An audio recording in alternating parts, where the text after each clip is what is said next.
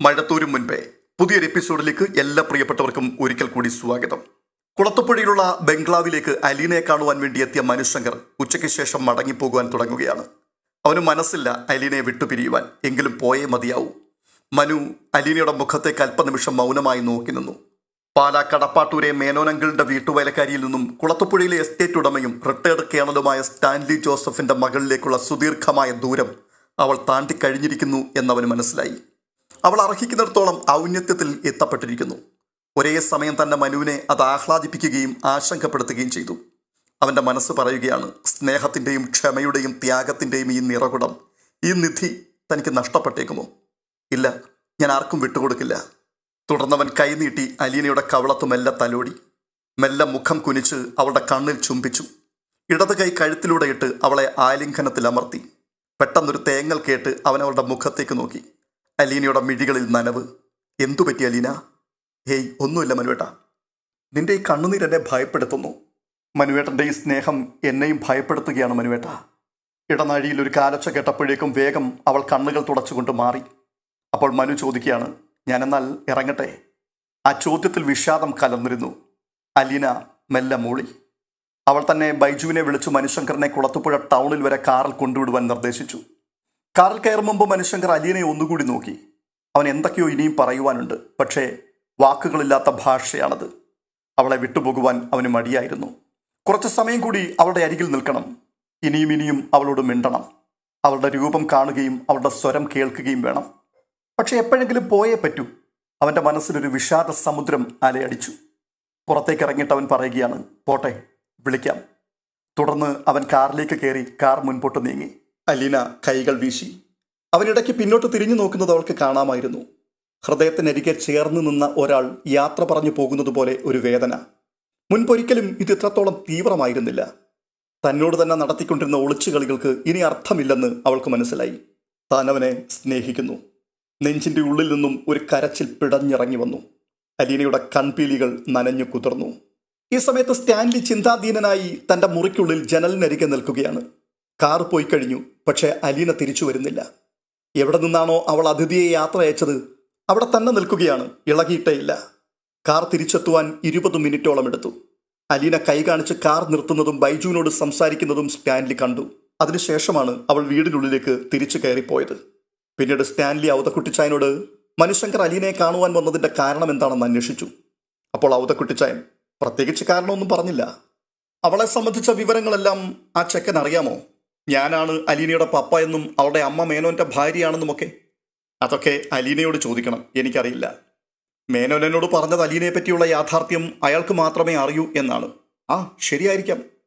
എങ്കിൽ പിന്നെ ആ ചെറുപ്പക്കാരൻ എന്തിനാണ് അലീനയെ അന്വേഷിച്ചു വന്നത്? അവനെ സംബന്ധിച്ചിടത്തോളം അവൾ മേനോൻ്റെ വീട്ടിലെ സെർവൻറ്റ് മാത്രമായിരുന്നില്ലേ? ജോലിയിൽ നിന്ന് പിരിഞ്ഞുപോയ സെർവൻറ്റിൻ്റെ വീട് അന്വേഷിച്ച് കണ്ടുപിടിച്ച് പുറകെ ചെല്ലണമെങ്കിൽ അതിന് തക്കതായ കാരണമുണ്ടായിരിക്കില്ലേ? ആ, അതും ശരിയാണ്. വീട്ടുവേലയ്ക്ക് നിന്ന് ഒരു പെണ്ണിനെ അന്വേഷിച്ചു വരേണ്ട കാര്യം അവനില്ല. അവൻ്റെ വീട്ടിലല്ല അവൾ ജോലിക്ക് നിന്നത്. അതും കൂടി നമ്മൾ ആലോചിക്കണം. അപ്പച്ചൻ എന്തു തോന്നി? അപ്പച്ചൻ പറ. സ്റ്റാൻലിയുടെ ആ ചോദ്യം അർത്ഥവത്തായതിനാൽ ഔതക്കുട്ടിച്ചായന് മറുപടി പറയാൻ 2 നിമിഷം കാത്തിരിക്കേണ്ടി വന്നു. അവർ തമ്മിൽ നല്ല പരിചയമാണ്. അവൻ വന്നത് അവൾക്ക് വലിയ സന്തോഷവുമായി. വീട്ടിൽ നിന്ന് വേലക്കാരിയോട് പെരുമാറുന്നത് പോലെയൊന്നും ആയിരുന്നില്ല അവൻ അവളോട് പെരുമാറിയത്. ഒപ്പത്തിനൊപ്പമുള്ള കൂട്ടുകാരെ പോലെ അന്തസ്സുള്ള പെരുമാറ്റമായിട്ടാണ് എനിക്ക് തോന്നിയത്. മേനോൻ പറഞ്ഞയച്ചതല്ലല്ലോ അവനെ, ആണോ? അല്ലെന്ന് തോന്നുന്നു. ഞാൻ എന്തായാലും അവളോട് ചോദിക്കാം. ആ, പതുക്കെ മതി. അവൻ മേനോൻ്റെ ആരാണെന്നാ പറഞ്ഞത്? മേനോൻ്റെ ഭാര്യയുടെ ആങ്ങളുടെ മകനാണെന്ന്. ആ, മേനോൻ അവളെ കാണാൻ വരുന്നതിൽ നമുക്ക് തെറ്റൊന്നും പറയാൻ പറ്റില്ല. പക്ഷേ മറ്റു ബന്ധങ്ങളൊന്നും വേണ്ട. 2 വെള്ളത്തിൽ കാൽ വെച്ച് നിൽക്കുന്നത് അവൾക്ക് പിന്നീട് ബുദ്ധിമുട്ടുണ്ടാക്കും. മുറിക്കേണ്ടതൊക്കെ ആദ്യം തന്നെ നമ്മൾ മുറിച്ച് കളഞ്ഞേക്കണം. പാലായിൽ നിന്ന് അവൾക്ക് ബന്ധുക്കളും അവകാശികളും വേണ്ട. ലാലിച്ച, അവൾ കൊച്ചുകുട്ടിയൊന്നും അല്ല. നമ്മളെക്കാൾ കാര്യവിവരമുള്ളവളാണ്. ആയിക്കോട്ടെ, പക്ഷെ നമ്മൾ പറയാനുള്ളത് പറഞ്ഞേ പറ്റുമോ പച്ച? ആ, ഏതായാലും നീ പറയണ്ട തൽക്കാലം. നിനക്ക് സംസാരിക്കാൻ അറിയില്ല. സ്റ്റാൻലി തല തിരിച്ച് ഔതക്കുട്ടിച്ചായനെ സൂക്ഷിച്ചൊന്ന് നോക്കി. എടാ, അവളുടെ മുമ്പിൽ നീ തോറ്റുപോകുമെന്നാണ് ഞാൻ ഉദ്ദേശിച്ചത്. നീ എന്നെ തിന്നാൻ വരുമെന്നും വേണ്ട. ആ, ശരി, ആയിക്കോട്ടെ. അടുത്ത ദിവസം അലീനയുമായി സംസാരിച്ചു കൊണ്ട് നിൽക്കുന്നതിനിടയിൽ ഔതക്കുട്ടിച്ചായൻ മനുശങ്കറിനെ കുറിച്ച് അന്വേഷിക്കുകയാണ്. മോളെ, ഇന്നലെ വന്നിട്ട് പോയ ചെക്കനെ മേനോൻ പറഞ്ഞു വിട്ടതാണോ നിന്റെ ക്ഷേമം അന്വേഷിച്ചിട്ട് വരാൻ? അല്ല വല്യപ്പച്ച, മനുവേട്ടൻ എന്നെ കാണാൻ വേണ്ടി മാത്രം വന്നതാണ്. അത് ശരി, നിങ്ങൾ തമ്മിൽ എങ്ങനെയാണ് പരിചയം? അവൻ വേറൊരു വീട്ടിലല്ലേ താമസം? അവൻ്റെ ജോലി അങ്ങ് ബാംഗ്ലൂരിലാണ് എന്നല്ലേ പറഞ്ഞത്? കൊല്ലപ്പള്ളിയിലാ മനുവേട്ടൻ്റെ വീട്. എന്നാലും ബാംഗ്ലൂരിൽ നിന്ന് വരുമ്പോൾ കടപ്പാട്ടൂരെ വീട്ടിൽ വരും. അച്ഛനുമായിട്ട് വലിയ കൂട്ടാണ് മനുവേട്ടൻ. മനുശങ്കരനെക്കുറിച്ച് പറയുമ്പോൾ അവളുടെ കണ്ണിലുണ്ടാകുന്ന തിളക്കവും കവിളത്തെ ശോണിമയും ഔതക്കുട്ടിച്ചായൻ ശ്രദ്ധിച്ചു. നീ അവിടെ വെറും വീട്ടുവേലക്കാരി ആയിരുന്നില്ലേ മോളെ? ആ, എന്നാലും മനുവേട്ടൻ എന്നോട് അങ്ങനെയല്ല പെരുമാറിയിട്ടുള്ളത്. എനിക്ക് ആ വീട്ടിൽ വെച്ച് പല പ്രശ്നങ്ങളും ഉണ്ടായിട്ടുണ്ട്. അപ്പോഴെല്ലാം മനുവേട്ടനാണ് എനിക്ക് വേണ്ട പിന്തുണ തന്നിട്ടുള്ളത്. ഇല്ലെങ്കിൽ എനിക്കവിടെ പിടിച്ചു നിൽക്കാൻ പറ്റുമായിരുന്നില്ല. സ്വന്തം അമ്മയും സഹോദരങ്ങളും എല്ലാം ശത്രുക്കളെ പോലെ നിന്ന് പോരടിക്കുമ്പോൾ ഒരാൾ നമ്മുടെ പക്ഷത്ത് ചേർന്ന് നിൽക്കുന്നത് അത് എത്ര വലിയൊരു ആശ്വാസമാണ് വല്യപ്പച്ച. ആ കൊച്ചൻ അറിയാമോ മോളെ നീ ആരാണെന്ന്? ഏതാനും നിമിഷം അലീന മൗനമായിരുന്നു. എന്നിട്ട് പറയുക, അറിയാം. എങ്ങനെ അറിയാം? മേനോൻ പറഞ്ഞു കൊടുത്തോ? അല്ല, എങ്ങനെയോ അറിഞ്ഞതാണ്. എൻ്റെ കാര്യത്തിലുള്ള താല്പര്യം കൊണ്ടായിരിക്കാം ഒരുപക്ഷെ അറിഞ്ഞത്. താല്പര്യം എന്ന് വെച്ചാൽ എങ്ങനെയുള്ള താല്പര്യമാ? അവൻ വല്ലതും പറഞ്ഞിട്ടുണ്ടോ നിന്റെ അടുത്ത്? അതിന് മറുപടി പറയുവാൻ അലീനയ്ക്ക് സമയം വേണ്ടി വന്നു. അല്പനിമിഷം കഴിഞ്ഞിട്ട് എന്നെ ഇഷ്ടമാണെന്ന് പറഞ്ഞിട്ടുണ്ട്. എങ്ങനെയുള്ള ഇഷ്ടം? കല്യാണം കഴിക്കാനോ? ആ അതെ. ഔതക്കുട്ടിച്ചായൻ ഇരുത്തിയൊന്ന് മൂളി. തുടർന്ന് ഒരു ദീർഘനിശ്വാസം എടുത്തിട്ട് പറയുകയാണ്, ലാലിച്ചന് എസ്റ്റേറ്റും ബംഗ്ലാവും ഒക്കെ ഉണ്ടെന്ന് അവൻ അറിഞ്ഞു കാണും. അലീന മുഖം തിരിച്ച് ഔതക്കുട്ടിച്ചായനെ നോക്കി. എനിക്ക് പോലും വേണ്ടല്ലോ വല്യപ്പച്ച ഈ എസ്റ്റേറ്റോ ബംഗ്ലാവോ ഒന്നും. ഇത്തിരി സ്നേഹം മാത്രമേ ഞാൻ ഇവിടുന്ന് പ്രതീക്ഷിച്ചിട്ടുള്ളൂ. അലീനയുടെ ആ വാക്കുകൾ ഔതക്കുട്ടിച്ചായന് ഒരു കുറച്ചിലായി തോന്നി. എന്നിട്ട് വീണ്ടും ചോദിക്കുകയാണ്, ഞാൻ ചോദിക്കുന്നത് കൊണ്ട് ഒന്നും തോന്നരുത് മോളെ. അവൻ ഇങ്ങോട്ട് മാത്രമേ ഉള്ളോ അതോ നിനക്ക് അങ്ങോട്ടും ഉണ്ടോ? അലീനയുടെ കണ്ണുകളിൽ നനവൂറി. എന്നിട്ട് അവളൊന്ന് മൂളി. അപ്പോൾ ഔതക്കുട്ടി വീണ്ടും സംശയത്തോടെ ചോദിക്കുകയാണ്, മോൾക്ക് അവനോട് ഇഷ്ടമാണെന്നാണോ പറയുന്നത്? ഇഷ്ടമാണ്. നീ വാക്ക് കൊടുത്തിട്ടുണ്ടോ? ഇല്ല. എന്തു ചെയ്യും നീ? എനിക്കറിയില്ല വല്യപ്പച്ച. ഞാൻ കുറേ തടഞ്ഞു നോക്കി. എന്നെ ഒരു പെങ്ങളായിട്ട് മാത്രം കാണണമെന്ന് കരഞ്ഞു പറഞ്ഞു. പക്ഷേ അവസാനം എനിക്കെൻ്റെ മനസ്സിനെ പിടിച്ചു നിർത്തുവാൻ കഴിഞ്ഞില്ല. ഞാനാണ് കള്ളി. ആദ്യം എൻ്റെ മനസ്സിൽ നിന്ന് മായിച്ചിട്ട് വേണ്ടേ മറ്റൊരാളെ ഞാൻ തിരുത്താൻ? മോളെ, നീ ആദ്യം പറഞ്ഞതല്ലേ ശരി. നമ്മൾ ക്രിസ്ത്യാനികൾക്ക് ഈ അമ്മയുടെ ആങ്ങളുടെ മോനെന്ന് പറയുമ്പോൾ ആങ്ങളെ പോലെയല്ലേ? നീ അങ്ങനെ തന്നെ കരുതണം. ഞാൻ അങ്ങനെയൊക്കെയാ ആദ്യം കരുതിയത്. പക്ഷെ ഇപ്പോൾ എനിക്ക് എന്താ പറ്റിയെന്ന് പോലും അറിയില്ല വല്യപ്പച്ച. അലീന തൻ്റെ നിസ്സഹായത ഔതക്കുട്ടിച്ചായൻ്റെ മുമ്പിൽ തുറന്നു കാണിച്ചു. മോളെ, അവൻ നിന്നെ വശീകരിച്ച് കാണും, സംശയമൊന്നുമില്ല. യേശുവിൻ്റെ ഇഷ്ടം എന്താണോ അത് നടക്കട്ടെ വല്യപ്പച്ച. ഒരനാഥാലയത്തിൽ ഇരട്ടത്തി കിടന്ന് എന്നെ ഇവിടെ വരെ എത്തിച്ചില്ലേ? ഇനിയും എൻ്റെ കൈ പിടിച്ച് വഴി നടത്തട്ടെ. എൻ്റെ പൊന്നുമോളെ, ദൈവം തമ്പുരാന് ഇതിലൊരു കാര്യവുമില്ല. ഈ ഭൂമിയിലെ കാര്യങ്ങളൊക്കെ വേണ്ട പോലെ നോക്കി നടത്താൻ പുള്ളിക്കാരൻ അറിയാൻ മേലഞ്ഞിട്ടാണോ ഇവിടെ ഇത്രയും കുഴപ്പങ്ങൾ? എങ്ങും ഒരു ഉറുമ്പുകടി പോലും ഇല്ലാത്ത വിധത്തിൽ നല്ല വൃത്തിയായിട്ട് കൈകാര്യം ചെയ്യാൻ പുള്ളിക്കാരന് പറ്റും. പിന്നെ എന്തുകൊണ്ടാണ് ചെയ്യാത്തേ? ഇത് ചെകുത്താന് സ്ത്രീധനമായിട്ട് കൊടുത്ത സ്ഥലമായി ഭൂമി. ഇതിനകത്ത് അവിടെയും ഇവിടെയും കൈയിട്ട് വാരാനൊന്നും പുള്ളിക്കാരന് കഴിയില്ല. ഇവിടുത്തെ പരീക്ഷയൊക്കെ പാസ്സായിട്ട് നമ്മൾ അങ്ങോട്ട് ചെന്നാൽ സമാധാനമായിട്ട് ഇരിക്കാൻ ഒരു സ്ഥലം കൊടുക്കും, അത്രമാത്രം. ഔതക്കുട്ടിച്ചായൻ്റെ ആ വിശകലനം കേട്ടപ്പോൾ അലീനയ്ക്ക് ചിരി വന്നു. ചിരിക്കാൻ പറഞ്ഞതല്ല മോളെ, ഞാൻ ഉള്ള കാര്യമാണ് പറഞ്ഞത്. അതുകൊണ്ട് നിന്റെ മനസ്സിൽ വല്ലതും തോന്നിയിട്ടുണ്ടെങ്കിൽ ഇപ്പോഴേ അങ്ങ് നുള്ളിക്കളഞ്ഞേക്കണം. പിന്നെങ്ങാനും കളയാമെന്ന് വിചാരിച്ച് അലസമായിട്ടിരുന്നാൽ നമ്മൾ അറിയാതെ തന്നെ അതങ്ങ് പടർന്നു പന്തലിച്ച് വലിയ മരമായിട്ട് മാറും. പിന്നെ നീ അത് മുറിക്കണമെങ്കിൽ അറക്കുവാനുള്ള വാള് വേണം, കോടാലി വേണം, വെട്ടരി വാള് വേണം. എന്തിനാ വെറുതെ വയ്യാവേലി എടുത്ത് തലയിൽ വെക്കുന്നത്? അലീന മൗനമായിരിക്കുന്നത് കണ്ട് ഔതക്കുട്ടിച്ചായന് ഉത്സാഹം കൂടി. അതുമാത്രമല്ല മോളെ, നീ ഒരു ക്രിസ്ത്യാനിയായിട്ട് വളർന്നവളാ. ലാലിച്ചൻ്റെ മോളാ. ലാലിച്ചനാണെങ്കിൽ നല്ല ഒന്നാം തരം ക്രിസ്ത്യാനിയാ. അതിന് അലീന, വല്യപ്പച്ച, ബ്രിജിത്ത മമ്മി എന്നെ ഒരു ക്രിസ്ത്യാനിയായി വളർത്തിയത് എൻ്റെ പപ്പ ഒരു ക്രിസ്ത്യാനി ആയതുകൊണ്ടല്ല. രേവതിക്കുട്ടിയെ ഒരു ഹിന്ദു പെൺകുട്ടിയായി വളർത്തിയത് അവളുടെ അച്ഛൻ ഒരു ഹിന്ദു ആയതുകൊണ്ടും അല്ല. പരസ്പരം സ്നേഹിക്കുന്ന മനുഷ്യർക്കിടയിൽ മതങ്ങൾ ഒരു തടസ്സമാവരുത് എന്ന് കാണിച്ചു തരാൻ വേണ്ടിയാ. രാത്രിയിലൊക്കെ രേവതി എന്നെ കെട്ടിപ്പിടിച്ച് എൻ്റെ കൈമടക്കിൽ തലവെച്ച് കിടന്നുറങ്ങുമ്പോൾ അവളൊരു ഹിന്ദു ആണെന്നോ ഞാനൊരു ക്രിസ്ത്യാനിയാണെന്നോ ജീവിതത്തിൽ ഇതുവരെ ആലോചിച്ചിട്ടില്ല. ഞങ്ങൾ രണ്ടും ഒരമ്മയുടെ വയറ്റിൽ ജനിച്ച മക്കളാണെന്ന് മാത്രമേ തോന്നിയിട്ടുള്ളൂ. ആ ഒരൊറ്റ വാചകം കേട്ടപ്പോഴേക്കും താൻ ഇതുവരെ മൂർച്ച കൂട്ടിക്കൊണ്ടുവന്ന എല്ലാ ആയുധങ്ങളുടെയും മുന ഒടിഞ്ഞുവെന്ന് ഔതക്കുട്ടിച്ചായനും ബോധ്യപ്പെട്ടു. അലീന അപ്പോൾ വീണ്ടും പറയുകയാണ്, ഞാൻ ഈ പറഞ്ഞതെല്ലാം മനുവേട്ടനെ തന്നെ കല്യാണം കഴിക്കാൻ വേണ്ടി നിരത്തുന്ന വാദങ്ങളാണെന്ന് വല്യപ്പച്ചൻ വിചാരിക്കല്ലേ. വല്യപ്പച്ചൻ ചോദിച്ചപ്പോൾ എനിക്ക് വേണമെങ്കിൽ ചെറിയൊരു നുണ പറയായിരുന്നു. പക്ഷേ പറഞ്ഞില്ലല്ലോ. മനുവേട്ടനെ എനിക്കിഷ്ടമാണ്. കടപ്പാട്ടൂരെ വീട്ടിൽ ഞാൻ വെറും ഒരു വീട്ടുവേലക്കാരിയായി കഴിഞ്ഞ സമയത്ത് എന്നെപ്പറ്റി ഒന്നും അറിയാതെ തന്നെ എന്നോട് അലിവും സ്നേഹവും കാണിച്ചിട്ടുള്ള ആളാണ് മനുവേട്ടൻ. ഒന്നും പ്രതീക്ഷിച്ചുകൊണ്ടല്ലായിരുന്നുവെന്ന് എനിക്കറിയാമായിരുന്നു. അതൊന്നും എനിക്ക് മറക്കാൻ പറ്റില്ല വല്യപ്പച്ച. പിന്നെ കല്യാണത്തെപ്പറ്റിയൊന്നും ഞാൻ ഇതുവരെ ചിന്തിച്ചിട്ട് പോലുമില്ല. അതൊക്കെ വരുന്നത് പോലെ വരട്ടെ. പെട്ടെന്ന് ഔതക്കുട്ടിച്ചായൻ ആ വിഷയത്തിൽ നിന്നും തലയൂരുവാനുള്ള വ്യഗ്രതയോടുകൂടി പറയുകയാണ്, മോളെ, ഞാൻ വെറുതെ ചോദിച്ചു എന്ന് മാത്രമേ ഉള്ളൂ. നീ അതിനകത്ത് കൂടുതലൊന്നും ആലോചിച്ച് വിഷമിക്കണ്ട കേട്ടോ. തുടർന്ന് കാണുന്നത് എയർപോർട്ടിൽ നിന്നും ടാക്സിയിൽ മാമച്ചനും ഗ്രേസമ്മയും ബോബിയും സാന്ദ്രയും രേവതിക്കുട്ടിയും പാലാരിവട്ടത്തിലേക്ക് പോകുന്ന കാഴ്ചയാണ്. വീടിനുള്ളിൽ പിടിപ്പത് ജോലിയുണ്ടായിരുന്നു രേവതിക്കുട്ടിക്ക്. 3 ആഴ്ചയായി ആൾവാസമില്ലാതെ കിടന്ന വീടാണ്. 7 മണി മുതൽ 9 മണി വരെയുള്ള കഠിന പ്രയത്നം കൊണ്ട് അവൾ വീടിനുള്ളിലെ പൊടിയും മാറാലയും എല്ലാം തൂത്തു തുടച്ച് ഒരുവിധം ഭംഗിയാക്കി. സാന്ദ്രയും ഗ്രേസമ്മയും സഹായിക്കാൻ തുനിഞ്ഞുവെങ്കിലും അവൾ സമ്മതിച്ചില്ല. രേവതിക്കുട്ടി പറയുകയാണ്, വല്ലയിടത്തും പോയി അടങ്ങി ഒതുങ്ങി ഒന്ന് ഇരുന്നാട്ടെ. ആൻറ്റിക്ക് ഒന്നാമതെ പൊടി അലർജിയാണ്. സാന്ദ്രേച്ചി ഒന്നും ചെയ്യേണ്ട ആവശ്യമില്ല.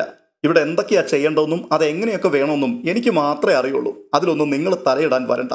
അപ്പോഴേക്കും മാമച്ചൻ അത് കേട്ടിട്ട് പരിഹാസത്തോടെ പറയുകയാണ്, ആ പറഞ്ഞതിൻ്റെ അർത്ഥം അവളുടെ അപ്പൂപ്പൻ അവൾക്ക് സ്പെഷ്യലായി വെച്ചു കൊടുത്ത വീടാണ് ഇതെന്നാണ്. രേവതിക്കുട്ടി കയ്യിലിരുന്ന ചൂല് താഴെയിട്ടു.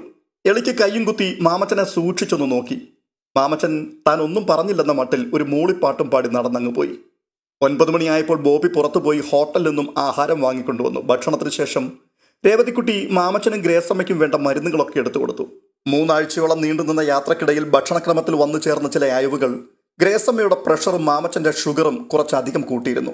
ഗ്രേസമ്മയാണെങ്കിൽ ശാരീരികമായി നന്നായി ക്ഷീണിതയായിരുന്നു. അവരെ പുതപ്പിച്ച് കിടത്തി കവളത്തൊരു ഉമ്മയും കൊടുത്തിട്ട് രേവതിക്കുട്ടി പറയുക, സുഖമായിട്ട് കിടന്ന് ഉറങ്ങിക്കോട്ടോ, ഗുഡ് നൈറ്റ്. ഗ്രേസമ്മ കൈനീട്ടി അവളുടെ നെറ്റിയിൽ വാത്സല്യത്തോടെ തലോടി. എന്നിട്ട് ചോദിക്കുക, ക്ഷീണിച്ചു പോയോടി നീ? രേവതിക്കുട്ടി പുഞ്ചിരിയോടെ കണ്ണടച്ച് കാട്ടിയിട്ട് മെല്ലെ എഴുന്നേറ്റു. തുടർന്ന് അവൾ തന്റെ മുറിയിലെത്തി കിടക്ക വിരിക്കുമ്പോൾ വാതിലിൽ ചെറിയൊരു മുട്ട് കേട്ടു. Yes come in. ബോബിയായിരുന്നു അകത്തേക്ക് കയറി ചെന്നത്. എന്താ ബോബിച്ചായ? ഒന്നുമില്ല, ഒരു ഗുഡ് നൈറ്റ് പറഞ്ഞേക്കാമെന്ന് വിചാരിച്ചു. Okay, good night and sweet dreams. ഓ, ഇന്ന് സ്വീറ്റ് ഡ്രീംസ് ഒന്നും കാണാൻ നേരമില്ല ബോബിച്ചായ. ഉള്ള സമയം മുഴുവൻ ഒന്ന് ഉറങ്ങിയാൽ മതി. ശരി, ഉറങ്ങിക്കോ, ഞാൻ നിന്നെ ഡിസ്റ്റർബ് ചെയ്യുന്നില്ല. ഗുഡ് നൈറ്റ് ഒന്നുകൂടി പറഞ്ഞിട്ട് ബോബി വാതിൽ ചാരി തിരിച്ചിറങ്ങിപ്പോയി.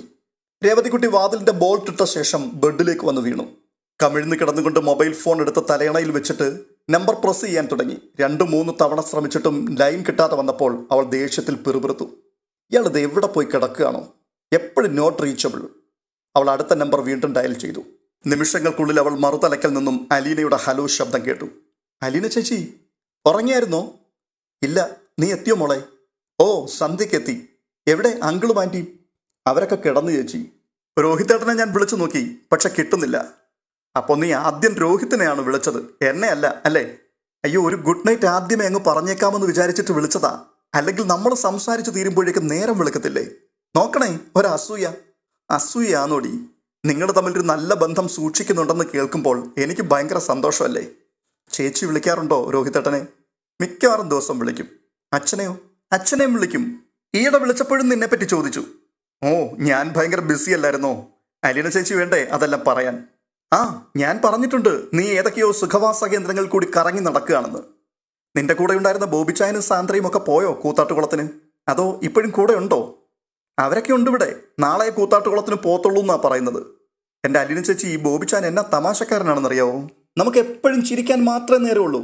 ഒരു ദിവസം ചിരിച്ചു ചിരിച്ചു വിക്കി ശ്വാസം പോലും കിട്ടാതെ കണ്ണുമൊക്കെ നിറഞ്ഞ് ആൻറ്റി പുറം തിരുമ്മി തന്നിട്ടാണ് ശ്വാസം ഒന്ന് നേരെ വീണത്. ആഹാ, അത് ശരി. അവർ തമ്മിൽ ആരാ മൂത്തത്, സാന്ദ്രയോ ബോബിച്ചായനോ? കണ്ടാ തോന്നും സാന്ദ്രേച്ചിയാണെന്ന്, പക്ഷേ ബോബിച്ചായൻ്റെ ഇളയതാണ്. ആൻറ്റിയുടെ ആങ്ങളുടെ മക്കളല്ലേ? അങ്ങനല്ലേ നീ പറഞ്ഞത്? ഓ, ഈ അലീന ചേച്ചിയുടെ ഒരു കാര്യം. അങ്കിളുടെ പെങ്ങളുടെ മക്കളാണ്. ബോബിച്ചായൻ സൗദിയിലാണ് ജോലി ചെയ്യുന്നതെന്നും സാന്ദ്രേച്ചി BSc നഴ്സിംഗ് കഴിഞ്ഞ് നിൽക്കുകയാണെന്നും ഒക്കെ ഞാൻ പറഞ്ഞു തന്നത് മറന്നുപോയോ? ഓ സോറി, ഞാനങ്ങ് മറന്നുപോയി മോളെ. ഇനി ഓർത്തിരുന്നോളാം കേട്ടോ. പറ, വിശേഷങ്ങൾ പറ, കേൾക്കട്ടെ. രേവതിക്കുട്ടി ഒന്ന് തിരിഞ്ഞു കിടന്നു. എന്നിട്ട് യാത്രാ വിവരണം ആരംഭിച്ചു. ഇടയ്ക്ക് കുറച്ചു സമയം കിടക്കയിൽ എഴുന്നേറ്റിരുന്ന് സംസാരിച്ചു. വീണ്ടും കിടന്നുകൊണ്ട് സംസാരം തുടർന്നു. അങ്ങനെ തുടർന്നു പോയി പുലർച്ചെ വരെ. എല്ലാം കഴിഞ്ഞിട്ട് അവൾ അലീനയോട്, ഇനിയിപ്പോൾ അലീന ചേച്ചിയുടെ കാര്യങ്ങളൊക്കെ പറ. പപ്പയുമായിട്ട് നല്ലതുപോലെ ഇണങ്ങിയോ? നല്ലതുപോലെ ഇണങ്ങി എന്ന് പറയാറൊന്നും ആയിട്ടില്ല. എന്നാലും എനിക്കിവിടെ പിടിച്ചു നിൽക്കാൻ പറ്റുന്നുണ്ട്. ഭയങ്കര ദേഷ്യക്കാരനാണ് മോളെ. അടുത്ത് ചെല്ലാൻ പോലും പേടിയാ എല്ലാവർക്കും. പക്ഷേ ഞാൻ ഇടയ്ക്ക് ചില കുസൃതി തരങ്ങളൊക്കെ കാണിക്കുന്നുണ്ട്. അപ്പോഴൊക്കെ എന്നോട് ദേഷ്യപ്പെടും. എന്നാലും ഉള്ളിൽ എന്നോട് ഒരുപാട് സ്നേഹമാണ്. വല്യപ്പച്ചൻ പറയണത് പപ്പയുടെ ജീവിതത്തിൽ എൻ്റെ അടുത്ത് മാത്രമേ ഇങ്ങനെ തോൽവി സമ്മതിച്ചിട്ടുള്ളൂ എന്നാണ്. ആഹാ, അത് ശരി. എനിക്കൊന്ന് കാണണം അലീന ചേച്ചിയുടെ പപ്പയെ. ഒരു ദിവസം അങ്കിളിനെയും ആൻറ്റിയും കൂട്ടി നീ ഇങ്ങോട്ട് വാടി. പപ്പയെ മാത്രമല്ല, ഈ വീടും ഇതിൻ്റെ പരിസരങ്ങളും ഇവിടെ കാണാൻ ഒത്തിരി കാര്യങ്ങളുണ്ട്. എല്ലാവരും കൂടെ വാ. അയ്യോ, ഞാൻ അങ്ങോട്ട് വരുന്നത് ഇഷ്ടപ്പെടുവോ? ഞാനില്ലേടി മോളെ ഇവിടെ. പക്ഷെ ഒരു കാര്യം ഞാൻ പറഞ്ഞേക്കാം, പപ്പയുടെ അടുത്ത് നിന്റെ വിളച്ചിലൊന്നും നടക്കൂല. പപ്പ കണ്ണുരുട്ടി ഒരു നോട്ടം നോക്കിയാലുണ്ടല്ലോ, നീ ഓടും. പിന്നെ പാലാരിവട്ടത്ത് ചെന്നിട്ടേ തിരിഞ്ഞു നോക്കത്തുള്ളൂ. ആണോ? എന്നാലേ ഞാനും കണ്ണുരുട്ടാനൊക്കെ പഠിച്ചു. ചേച്ചി എന്താ വിചാരിച്ചേ? ബോബിച്ചായൻ ചിലപ്പോൾ ചില അളിഞ്ഞ തമാശകളൊക്കെ പറയുമ്പോൾ ഞാൻ ഒന്ന് കണ്ണുരുട്ടും. പിന്നെ പുള്ളി മിണ്ടത്തില്ല. അയ്യോ, ഇത് അങ്ങനൊന്നും അല്ലടി കൊച്ചേ, ഇതൊരു സിംഹമാണ്. പിന്നെ എനിക്കിവിടെ ഒരു ഉഗ്രൻ സപ്പോർട്ടുണ്ട്, വല്യപ്പച്ചൻ. അതൊരു ദിവസം വന്നിട്ടങ്ങ് പോയില്ലായിരുന്നോ? അതോ ഇപ്പോഴും ഉണ്ടോ അവിടെ? ഞാൻ വന്ന ശേഷം വല്യപ്പച്ചൻ ഇവിടെ സ്ഥിരതാമസമാക്കി. അല്ലെങ്കിൽ പുനലൂരിലുള്ള വീട്ടിലായിരുന്നു താമസം. വല്യപ്പച്ചൻ ആളൊരു രസികനാണേ. ഇടയ്ക്ക് അപ്പനും മോനും കൂടെ വഴക്ക് കൂടും. അതൊക്കെ കാണാൻ നല്ല രസമാ. ചേച്ചി ഇങ്ങനെ അവിടുന്ന് ഇവിടുന്ന് ഒന്നും പറയാതെ ആദ്യം മുതൽ എല്ലാം ഒന്ന് വിശദീകരിച്ച് പറ, ഞാൻ കേൾക്കട്ടെ. അലീന താൻ അവിടെ വന്ന ശേഷമുള്ള ഓരോ സംഭവങ്ങളും വിസ്തരിച്ച് പറഞ്ഞു തുടങ്ങി. രേവതിക്കുട്ടി എല്ലാം മൂളി കേട്ടുകൊണ്ട് അങ്ങനെ കിടക്കുകയാണ്.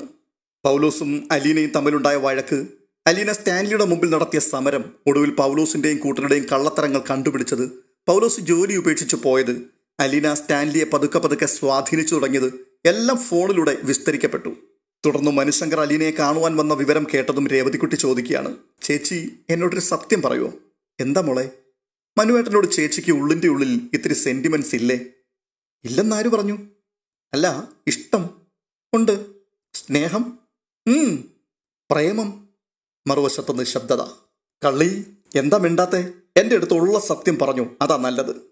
എടി, എനിക്ക് നിന്റെ അടുത്ത് മറച്ചു വെക്കാൻ ഒന്നുമില്ല. ഞാൻ പറഞ്ഞത് ശരിയല്ലേ? അതെ. ഭയങ്കരി. എന്നിട്ട് ഇത്ര നാളും ആരോടും പറയാതെ ഒളിച്ചു വെച്ചു അല്ലേ? അപ്പോഴേക്കും അങ്ങേ തലക്കൽ നിന്നും ദുർബലമായൊരു തേങ്ങൽ ചിറകടിച്ചെത്തി. അലീന ചേച്ചി കരയുവാണോ? രേവതിക്കുട്ടിക്ക് വല്ലാത്തൊരു വേവലാതിയായി. അയ്യോ, ഞാൻ കളിയാക്കിയത് കൊണ്ടാണോ അങ്ങനെ? ഞാൻ ചുമ്മാ തമാശ പറഞ്ഞതല്ലേ ചേച്ചി. അപ്പോഴേക്കും അലീനയുടെ സ്വരം തണുത്തു. അലീന പറയുകയാണ്, അതല്ല മോളെ, ഈ സ്നേഹം തെറ്റാണോ ശരിയാണോ എന്ന് പോലും എനിക്കറിയില്ല. സങ്കടപ്പെടുകയാണോ സന്തോഷിക്കുകയാണോ ചെയ്യേണ്ടതെന്നും അറിയില്ല. ഞാൻ ഒരുപാട് ശ്രമിച്ചു നോക്കി എന്നെ തന്നെ തടയാൻ. ഇപ്പം എനിക്ക് തോന്നുക ഞാൻ തോറ്റുപോയിന്ന്. അത്രയും പറഞ്ഞു നിർത്തുകയും ഉടൻ തന്നെ പിന്നാലെ വിങ്ങി വിങ്ങിയുള്ള കരച്ചിലിൻ്റെ ശബ്ദവും രേവതിക്കുട്ടി കേട്ടു. അവൾ പറയുകയാണ്, സാരമില്ല ചേച്ചി, സാരമില്ല, ഞാനില്ലേ അടുത്ത്. ഒന്നുകൊണ്ടും വിഷമിക്കണ്ട ചേച്ചി, എല്ലാം ശരിയാവും. മനുവേട്ടൻ്റെ കാര്യം ഓർത്ത് അലീന ചേച്ചി വിഷമിക്കൊന്നും വേണ്ട കേട്ടോ. മനുവേട്ടനെ പോലെ ഒരാളെ ഇഷ്ടപ്പെടുന്നത് അത്ര വലിയ തെറ്റൊന്നുമല്ല. സമയമുണ്ടല്ലോ, എന്താ വരുന്നതെന്ന് നമുക്ക് നോക്കാം. എന്തായാലും ഞാൻ ചേച്ചിയുടെ കൂടെ ഉണ്ട്. എൻ്റെ അങ്കിളും ആൻറ്റിയും ഉണ്ട്. പിന്നെ കടപ്പാട്ടൂരെ അച്ഛനില്ലേ? രോഹിത്തേട്ടനും ബബിതയും കൃഷ്ണമോളും ചേച്ചിയുടെ കൂടെ നിൽക്കില്ലേ? പിന്നെ ചേച്ചിയുടെ വല്യപ്പച്ചൻ, എന്താ ആ കക്ഷിയുടെ പേര് ഞാനങ്ങ് മറന്നുപോയി. ഔതക്കുട്ടിച്ചായൻ. അതന്നെ, ഔതക്കുട്ടിച്ചായൻ. ഈ ഔതക്കുട്ടിച്ചായൻ്റെ മക്കളൊക്കെ എങ്ങനെയാ? ചേച്ചിയോട് ഇഷ്ടമാണോ? അതോ?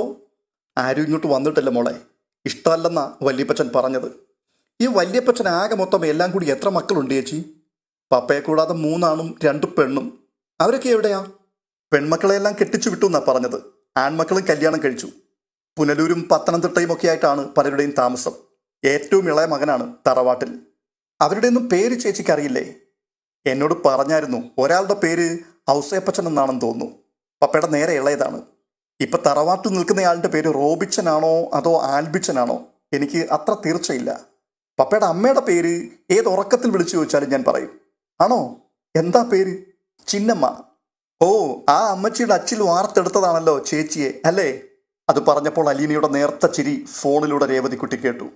അവളൊരു കുസൃതി ചിരിയോടുകൂടി തിരിച്ചു ചോദിക്കുകയാണ്, മുമ്പത്തെ കള്ളക്കരച്ചിലൊക്കെ ഇപ്പം എവിടെ പോയി? പോടി അവിടുന്ന്. അപ്പോൾ വീണ്ടും രേവതിക്കുട്ടി, ചേച്ചി ഈ വല്യപ്പച്ചനെ കൊണ്ട് നമുക്കൊന്ന് അന്വേഷിപ്പിച്ചാലോ? മറ്റേ ഷെറിൻ ചേച്ചിയുടെ കാര്യം. ചേച്ചി അതൊക്കെ മറന്നോ? വല്യപ്പച്ചനും പുനലൂരുകാരനല്ലേ? എൻ്റെ മോളെ, പുനലൂരെന്ന് വെച്ചാൽ ഇത്തിരി വട്ടത്തുള്ളൊരു സ്ഥലമാണോ? ഇത് വലിയൊരു നിയോജക മണ്ഡലമാണ്. അവിടെ എവിടെയാണെന്ന് വെച്ചിട്ടാണ് പോയി അന്വേഷിക്കുക. എന്തായാലും നീ അഡ്രസ്സ് ഒന്ന് തന്നേക്ക്. വല്യപ്പച്ചനോട് ഞാൻ ചോദിച്ചു നോക്കാം. ചോദിച്ചാൽ പോരാ, അന്വേഷിപ്പിക്കണം. നാളെ ഞാനെല്ലാം കുറിച്ചെടുത്ത് തരാം. ശരി. ചിന്നുമോളെ നമുക്കൊന്ന് പോയി കാണണ്ടേ മോളെ? ശരിയാ, ഞാൻ ഇന്നും ചിന്നുമോളുടെ കാര്യം ഓർത്തു. ചേച്ചി എന്നാ എറണാകുളത്തേക്ക് വരുന്നേ? നമുക്ക് ഒരുമിച്ച് പോവാം. ഞാൻ എറണാകുളത്ത് വരണ്ടല്ലോ. ഇവിടുന്ന് കൊട്ടാരക്കര വഴി കൊല്ലത്തേക്ക് വരാൻ എളുപ്പമാണ്. നീ എറണാകുളത്തു നിന്ന് അങ്ങോട്ട് വന്നാൽ മതി. വരുന്ന ദിവസം പറഞ്ഞാൽ ഞാൻ ഇവിടുന്ന് അങ്ങോട്ട് പുറപ്പെടാം. എന്നിട്ട് കൊല്ലത്ത് വെച്ച് നമുക്ക് ഒരുമിച്ച് കൂടാം. ശരി, എന്നാൽ ഞാൻ നാളെ വിളിക്കാം കേട്ടോ. Okay, good night. Good night ചേച്ചി. ഫോൺ സ്വിച്ച് ഓഫ് ചെയ്ത് വെച്ചിട്ട് രേവതിക്കുട്ടി കിടന്നുറങ്ങി. പിറ്റേന്ന് രാവിലെ ബ്രേക്ക്ഫാസ്റ്റിനിരിക്കുമ്പോൾ രേവതിക്കുട്ടി മാമച്ചൻ്റെയും ഗ്രേസമ്മയുടെയും മുൻപിൽ അപേക്ഷ സമർപ്പിച്ചു. കൊല്ലത്ത് പോകണം, ചിന്നുമോളെ കാണണം. പെട്ടെന്ന് കപട ഗൗരവത്തിൽ മാമച്ചൻ ചോദിക്കുകയാണ്, ഇങ്ങനെ ഉലകം മുഴുവൻ കറങ്ങി നടന്നാൽ മതിയോടി എന്നും? നീ ആരാ ഉലകം ചുറ്റും വാലിബയോ? അങ്കിളെ പ്ലീസ്, അലീന ചേച്ചി വരാമെന്ന് പറഞ്ഞിട്ടുണ്ട്. അതെപ്പോൾ പറഞ്ഞു? ഇന്നലെ രാത്രിയിൽ. അത് ശരി, എല്ലാം അപ്പോൾ ഫിക്സ് ചെയ്ത് കഴിഞ്ഞു അല്ലേ? പിന്നല്ലാതെ. ഇന്നലെ രാത്രി എന്തായിരുന്നു വേറെ പണി? അങ്ങോട്ടും ഇങ്ങോട്ടും വിശേഷങ്ങളൊക്കെ പറഞ്ഞു കിടന്നു. ഉറക്കം വന്നപ്പോഴേക്കും പാതിരാത്രിയൊക്കെ കഴിഞ്ഞു. വെളുപ്പിനെ ആയെന്ന് തോന്നുന്നു. ആ, ഫോൺ ബില്ല് വരട്ടെ, ബാക്കി വിശേഷങ്ങളൊക്കെ അന്നേരം ഞാൻ പറയാം. ഇത് പറഞ്ഞ് മാമച്ചൻ അവളെ ഭീഷണിപ്പെടുത്തി. പെട്ടെന്ന് രേവതിക്കുട്ടി പറയുകയാ, അങ്കിൾ ഒന്ന് നിർത്തിക്കേ, എനിക്കൊരു കാര്യം പറയാനുണ്ട്. അതെ, ഈ രേവതിക്കുട്ടിയുടെ വല്യപ്പച്ചനെ കൊണ്ട് നമ്മുടെ ഷെറിൻ ചേച്ചിയുടെ വീട്ടുകാരെ പറ്റി അന്വേഷിക്കാൻ ഞാൻ ഏർപ്പാടാക്കിയിട്ടുണ്ട്. ഓഹോ, അത് ശരി. അലീനയ്ക്ക് അവിടെ എങ്ങനെയുണ്ട്? കുളത്തുപുഴ അങ്ങനെയല്ലേ ആ സ്ഥലത്തിൻ്റെ പേര്? അപ്പോഴേക്കും രേവതിക്കുട്ടി അലീനയിൽ നിന്നും കേട്ട വിവരങ്ങളെല്ലാം അവിടെ വിളമ്പി. എല്ലാം കേട്ട് കഴിഞ്ഞപ്പോൾ മാമച്ചൻ പറയുകയാണ്, അവൾ ആള് മിടുക്കിയാണല്ലോ, അവിടെയും ചെന്ന് എല്ലാവരെയും കയ്യിലെടുത്തു. പിന്നെ എൻ്റെ ചേച്ചിയെപ്പറ്റി എന്താ കരുതിയിരുന്നത്?